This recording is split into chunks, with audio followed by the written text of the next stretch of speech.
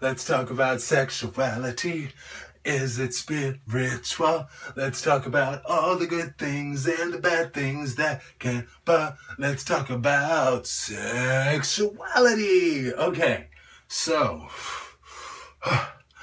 in a world where media bombards our lives with sex culture, how do you cut through the clutter and define sexuality for yourself?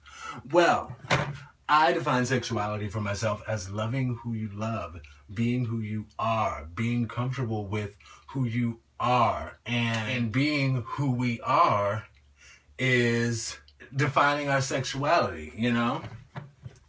If we like men, if we like women, whatever, you know, that's your... I mean, whatever, man, but just don't, like, be all up in my face with it. I was going to play that by Harry Kondabolu talking about flamboyant heterosexuality, but then I sort of decided against it because of the fact that he got pretty explicit with his talk about it. But heterosexuality is, like, all in our face, and he's like, people who are like, I don't mind homosexuality, but just don't be all up in my face with it and stuff and all flamboyant and everything. He's like Jersey Shore's flamboyant heterosexuality.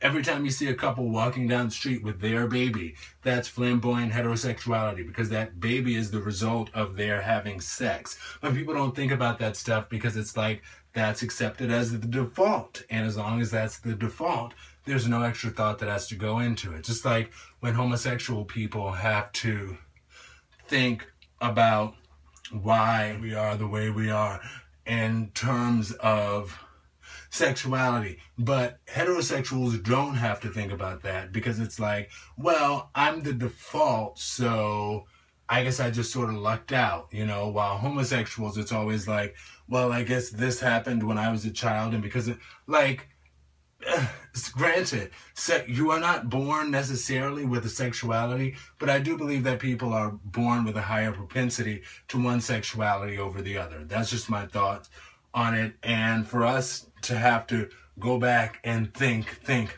well, what made me this way while everybody else doesn't have to think about it at all? I kind of think that's unfair a little bit, but I digress just a tiny little bit.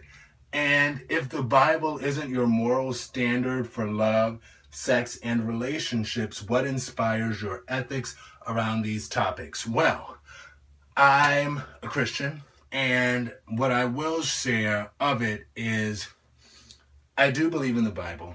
I don't believe in everyone's interpretation of the Bible. I've done a lot of reading it on my own, which a lot of people really don't do, and people are entitled to interpret it how they want to interpret it. It is open for interpretation. That's the reason we have a million different Christian churches that follow the same Bible. My granddad used to talk about that all the time. But anyway, is sex a spiritual thing? Why or why not?